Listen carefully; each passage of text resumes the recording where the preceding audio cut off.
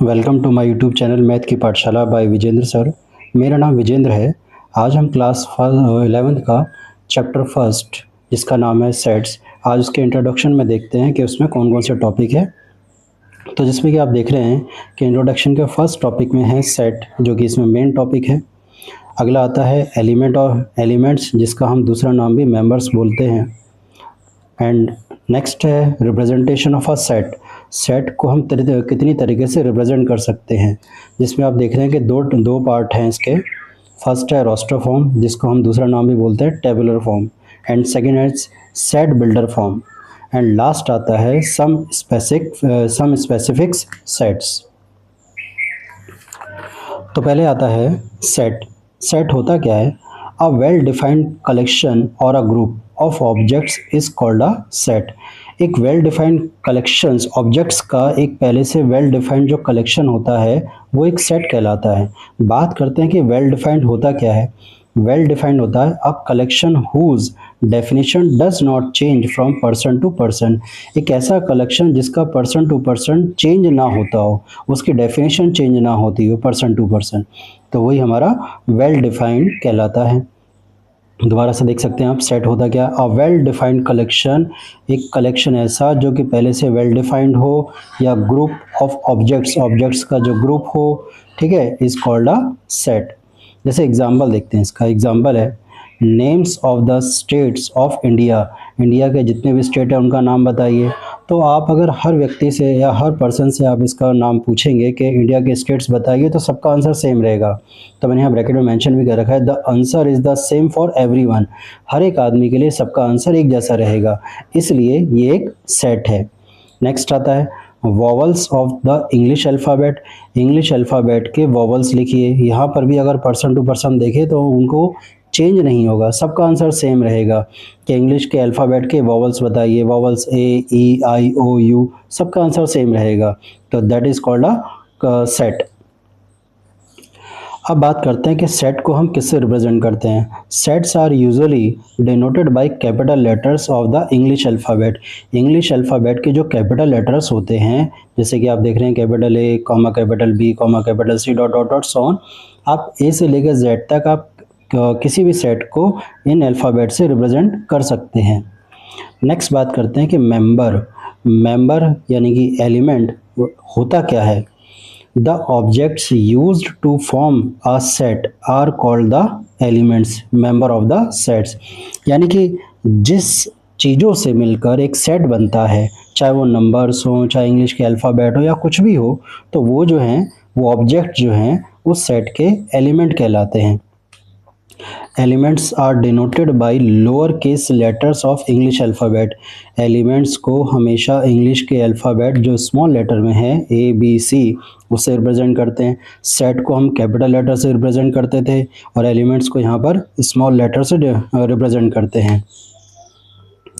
If x is an element of a set A, अगर x जो है set A का एलिमेंट है, then it is represented x ये वाला सिंबल बिलोंग्स टू बोलते हैं इसको, x बिलोंग्स टू ए। हम मैथमेटिकली इससे रिप्रेजेंट करेंगे। अगर कोई एलिमेंट किसी सेट में आता है या उस सेट का एलिमेंट है, तो हम उसको इस तरह से रिप्रेजेंट करेंगे, x बिलोंग्स टू ए। ये मैंने लिख भी रखा है, बिलोंग्स टू। यदि if x is not an element of set A, अगर x जो है सेट ए का एलिमेंट नहीं है, तो it is represented x does not belongs to a. ये वाला जो सिंबल है वो से हम रिप्रेजेंट करते हैं, इसे हम बोलते हैं डज नॉट बिलोंग्स टू।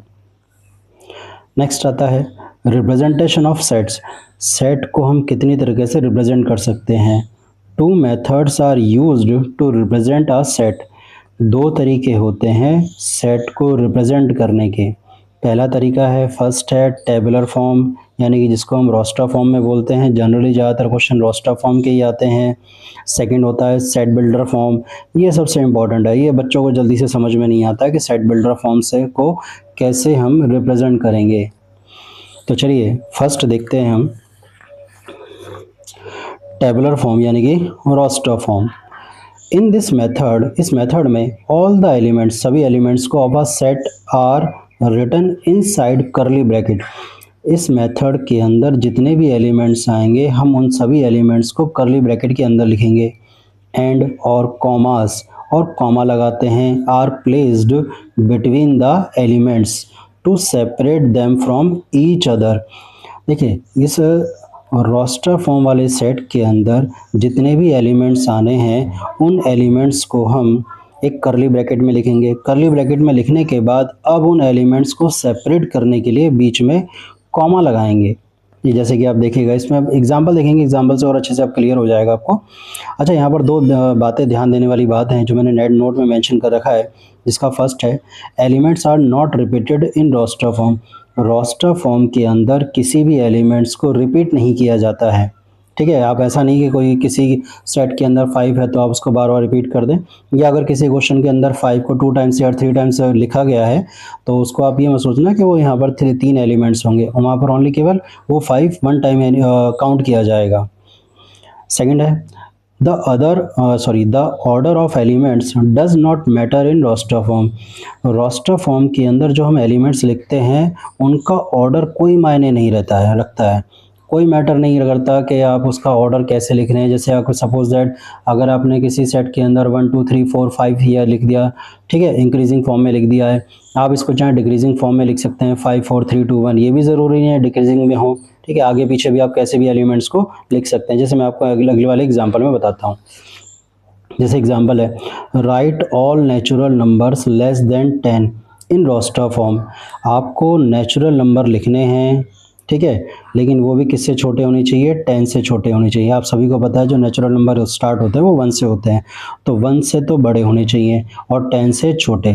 तो मैंने यहाँ लिख दिया करली ब्रैकेट का यूज़ करके, करली ब्रैकेट के अंदर 1 से लेकर मैंने 9 तक एलिमेंट लिख दिए हैं और उनको सेपरेट करने के लिए बीच में कॉमा लगा दिया है। ठीक है, अच्छा ये भी ज़रूरी नहीं है, आप देख रहे हैं कि नंबर जो है सारे इंक्रीजिंग फॉर्म में है, ये ज़रूरी नहीं है कि आप इनको इंक्रीजिंग में लिख सकें, आप इनको आगे पीछे भी लिख सकते हैं। 9 को 3 की जगह लिख सकते हैं, 3 को 9 की जगह लिख सकते हैं, 8 को 1 की जगह लिख सकते हैं, 1 को 8 की जगह, आगे पीछे आप कैसे भी लिख दीजिए, इससे कोई मैटर नहीं करता है कि यहाँ पर हमारा जो सेट है जो कि रोस्टर फॉर्म में है वो चेंज हो जाएगा, वो सेम रहेगा।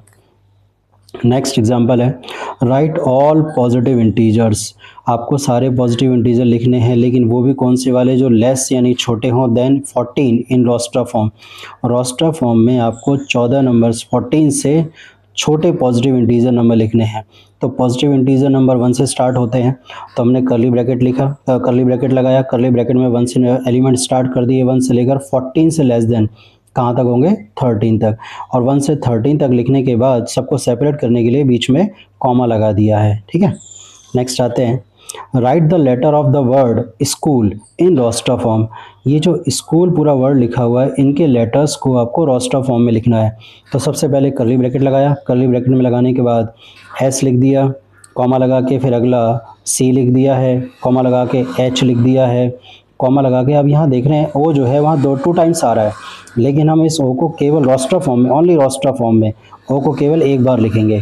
फिर नेक्स्ट कॉमा एल। नेक्स्ट ये तो हमारा हो गया, ध्यान रखिएगा बेटा, ये जो है पूरा का पूरा हमारा रोस्टर फॉर्म में आ चुका है। ठीक है, ये रोस्टर फॉर्म था जो कि हम सेट को, पहले आपको मैंने बता दिया, सेट को 2 तरीके से रिप्रेजेंट करते हैं, एक होता है रोस्टर फॉर्म, दूसरा होता है सेट बिल्डर फॉर्म। तो ये तो रोस्टर फॉर्म हो चुका जो कि बहुत सिंपल है, इसके आप क्वेश्चन भी बहुत देखेंगे, बहुत ईजी होते हैं। नेक्स्ट आता है सेट बिल्डर फॉर्म, ये बहुत इंपॉर्टेंट है तो अच्छे से समझना इसको। इन दिस मेथड, इस मेथड में फर्स्ट अ वेरिएबल एक्स, सबसे पहले आप कोई वेरिएबल ले लीजिए, ज़रूरी नहीं है कि आप एक्स लीजिए, वाई ले सकते हैं, जेड ले सकते हैं। ठीक है, is return inside curly bracket, करली ब्रैकेट के अंदर सबसे पहले आप एक्स को लिख दिए, कोई भी वेरिएबल ले लीजिएगा, एक्स ले लो, वाई ले लो, जेड लिख लो। ठीक है, followed by a colon symbol, उसके बाद आपको एक्स लिखने के बाद एक कॉलन लगाना है। ये जो 2 डॉट लगा रखे हैं ये कॉलन है, या इसको सच दैट यू बोल देते हैं, और आ स्लैश, या तो आप ये वाला कॉलन यूज़ कर सकते हैं या फिर इस तरीके से स्लैश लगा सकते हैं। इसके बाद after this we write the common property, फिर आपको एक कॉमन प्रॉपर्टी लिखनी है दैट इट्स एलिमेंट्स सेटिस्फाई, वो सारे के सारे एलिमेंट सेटिस्फाई हो जाएं। तो जैसा कि फर्स्ट एग्जांपल है write all even natural numbers, आपको ऐसे इवन नेचुरल नंबर्स लिखने हैं जो कि लेस देन होने चाहिए 10 से इन set builder form. Set builder form के अंदर ऑल इवन नेचुरल नंबर लिखने हैं जो कि 10 से छोटे हों। तो जैसे कि इसको हमें ध्यान रखना सेट बिल्डर फॉर्म में लिखना है। तो सेट बिल्डर फॉर्म के डेफिनेशन में या फिर उसमें जो आपको बताया गया था कि हम इसको कैसे लिख सकते हैं, तो देखिए सबसे पहले कर्ली ब्रैकेट का यूज़ किया। कर्ली ब्रैकेट का यूज़ करने के बाद हमने एक एक्स वेरिएबल ले लिया। एक्स वेरिएबल लेने के बाद कॉलन सिंबल का यूज़ कर लिया है। ये आप देख रहे हैं कॉलन सिंबल लगा दे, इसको सच दैट ही बोल देते हैं। x is an even natural number. ध्यान रखिए कॉलन लगाने के बाद कहते हैं ना after this we write the common property. फिर आपको यहाँ पर एक कॉमन प्रॉपर्टी लिखनी है। जैसे क्वेश्चन में क्या बोला गया था कि आपको ऐसे नेचुरल नंबर लिखने हैं जो इवन हो और 10 से लेस देन हो। तो मैंने यहाँ एक तरीके से मान के चलिए पूरा का पूरा सेंटेंस लिख दिया है कि यहाँ जो x है वो x is an even natural number less than 10। तो आपको एक प्रॉपर्टी लिखनी है पूरी की पूरी जो इस पूरे सेट को सेटिस्फाई करे, या फिर हम कह सकते हैं कि इस पूरे क्वेश्चन को सेटिस्फाई करे। नेक्स्ट आता है second example, right the set. आपको एक सेट लिखना है of citizen of India. India के जितने भी सिटीजन हैं उनको आपको सेट बिल्डर फॉर्म में लिखना है। इन सेट बिल्डर फॉर्म तो देखिए सबसे पहले मैंने कर्ली ब्रैकेट के अंदर एक वेरिएबल ले लिया x, उसके बाद सच दैट, फिर उसके बाद हमने एक प्रॉपर्टी यूज़ कर ली कि यहाँ जो x है वो x is a citizen of India. ये जो x है वो इंडिया का एक सिटीजन है। नेक्स्ट अगला आता है some specific sets used in mathematics. कुछ ऐसे सेट्स हैं जो मैथमेटिक्स में बहुत ज़्यादा यूज़ आते हैं। ठीक है, तो आपको इनको ध्यान रखने वाली बात यहाँ पर ये है कि जो भी यहाँ पर आप देखेंगे ये capital N, capital W, I, Z, I plus Z plus, ये जो आपको सिंबल दिखाई दे रहे हैं ये एज इट इज़ आपको याद रखने हैं। Set of natural number, natural number के सेट को हमेशा n से रिप्रेजेंट करते हैं और नेचुरल नंबर सेट के अंदर एलिमेंट क्या क्या आते हैं 1 2 3 4 5 डॉट डॉट डॉट। ठीक है, set of whole numbers, whole number के सेट को W से रिप्रेजेंट करते हैं और इसके अंदर एलिमेंट जो स्टार्ट होते हैं वो 0 से होते हैं, 0 1 2 3 4 5 डॉट डॉट डॉट। और एक चीज़ और, नेचुरल नंबर सेट के अंदर, होल नंबर सेट के अंदर पॉइंट वाले नंबर नहीं आते हैं। कहीं आप सोचें कि 1.2 1.3 1.4 इस सेट के अंदर एलिमेंट होंगे, नहीं, ये जो पॉइंट वाले नंबर्स होते हैं ना तो वो नेचुरल सेट के अंदर आते हैं और ना ही वो होल नंबर्स वाले सेट के अंदर आते हैं। नेक्स्ट आता है sets of integer. Integer sets का जो रिप्रेजेंट करने का तरीका होता है उसे हम या तो I से रिप्रेजेंट कर देते हैं या फिर Z से रिप्रेजेंट कर देते हैं। दोनों में से आप कोई सा भी यूज़ कर सकते हैं। एग्जाम में कभी I भी आ जाता है, कभी Z भी आ जाता है, दोनों तरीके से आपको याद रखना है। तो इंटीजर नंबर सेट्स के अंदर सारे तो नेगेटिव इंटीजर नंबर आते हैं, -3 -2 -1, आगे भी और नंबर है -4 -5 -6 -7 -8। ठीक है ना, इस तरह से याद रखना। फिर 0 1 2 3 4 5 6 7 डॉट डॉट डॉट। नेक्स्ट आता है सेट ऑफ पॉजिटिव इंटीजर्स। अब इस इंटीजर सेट्स के अंदर हमेशा पॉजिटिव इंटीजर आएंगे, वो इसी में से निकल कर आएंगे। तो पॉजिटिव इंटीजर कहाँ से स्टार्ट हो जाते हैं 1 से, तो 1 2 3 4 5 6 डॉट डॉट डॉट। इसको हम किस तरह से रिप्रेजेंट करेंगे I प्लस या फिर Z प्लस, ये ऐसे पावर में लगा सकते, जैसे पावर में बोल सकते हैं I raise to power plus है या I की पावर यहाँ प्लस है, Z की पावर प्लस है। तो ये ध्यान रखना, जब भी I की पावर प्लस या Z की पावर प्लस में दिखाई दे जाए तो इसका मतलब है इंटीजर नंबर तो है लेकिन वो सारे कैसे हैं, पॉजिटिव इंटीजर्स हैं। और एक चीज़ और देखिए यहाँ पर, यहाँ जो पॉजिटिव इंटीजर नंबर है वो देख सकते हैं आप, वो नेचुरल नंबर के इक्वल है। तो all positive integers are equal to natural number of set. अब नेक्स्ट आता है फिफ्थ वाला, set of negative integer.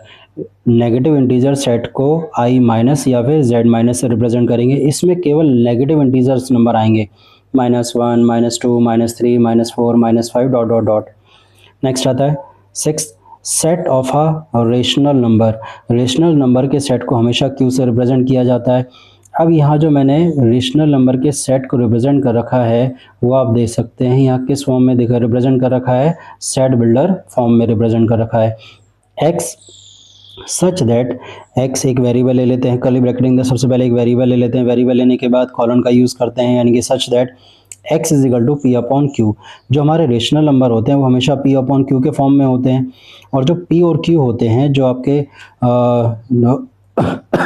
Nominator और डिनोमिनेटर में जो नंबर्स हैं वो हमेशा क्या होने चाहिए, इंटीजर नंबर होने चाहिए। और दूसरी चीज़, यहाँ जो आपका ये नंबर है नोमिनेटर जो है, सॉरी डिनोमिनेटर जो है वो Q जो वह है वो 0 के इक्वल नहीं होना चाहिए, यानी कि नीचे वाली जो वैल्यू है वो 0 के इक्वल नहीं होनी चाहिए। जैसे एग्जांपल में देखिए 1/2 एक रेशनल नंबर है, 3/4 भी एक रेशनल नंबर है, -5/7 भी एक रेशनल नंबर है, 1/3 भी एक रेशनल नंबर है, अब 2 है। अब बच्चे कहेंगे सर 2 रेशनल नंबर कैसे क्यों है? क्योंकि 2 तो जो है वो P/Q की फॉर्म में नहीं लिखा हुआ, लेकिन हम लिख सकते हैं इस 2 को P/Q की फॉर्म में लिख सकते हैं। अगर मैं 2 के नीचे 1 लगा दूं 2/1 तो आ गया ना ये P/Q के फॉर्म में, तो इसलिए ये भी क्या है, एक रेशनल नंबर है। ऐसे 5 है, 5 को लिख सकते हैं 5/1 तो वो भी एक रेशनल नंबर बन जाएगा। 0 है तो 0 को भी लिख सकते हैं 0/1, वो सारे के सारे P/Q के फॉर्म में हम उसको लिख सकते हैं। नेक्स्ट आता है 7, set of positive rational number. Rational number जो हमारे पॉजिटिव होते हैं उसको रिप्रेजेंट करते हैं Q प्लस से। नेगेटिव रेशनल नंबर को किससे रिप्रेजेंट करेंगे फिर? Q की पावर माइनस से, यानी Q minus. Set of real number के सेट को हमेशा R से रिप्रेजेंट करते हैं। रियल नंबर सारे natural number, whole number, integer, positive integer, rational, ये सारे के सारे रियल नंबर्स होते हैं। Set of positive real number को R प्लस से रिप्रेजेंट कर देते हैं, नेगेटिव रियल नंबर्स को R माइनस से रिप्रेजेंट कर देते हैं। सेट ऑफ इरेशनल नंबर के सेट को या तो हम T से रिप्रेजेंट करेंगे या Q डैश से रिप्रेजेंट करेंगे या फिर Q की पावर C यानी कि Q C से रिप्रेजेंट करेंगे। जैसे एग्जांपल में इरेशनल नंबर कौन से होते हैं? √2, √3, √5, पाई जैसे कि आपको पता है 22/7 होता है, ठीक है ना, एक्सेट्रा। नेक्स्ट देखिए सेट ऑफ कॉम्प्लेक्स नंबर, ये आपके 11th क्लास में ही टॉप चैप्टर आएगा, वहाँ पर आपको ये अच्छे से समझ में आएगा। अभी तो केवल आप इसको याद रख लेना कि कॉम्प्लेक्स नंबर के सेट को हमेशा C से रिप्रेजेंट करते हैं।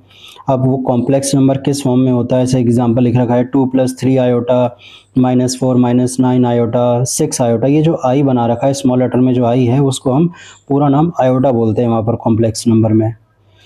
तो ये वीडियो आज की हमारी ख़त्म होती है। अगर आपको ये वीडियो पसंद आई हो तो वीडियो को सब्सक्राइब कर देना, लाइक कर देना और कमेंट कर देना।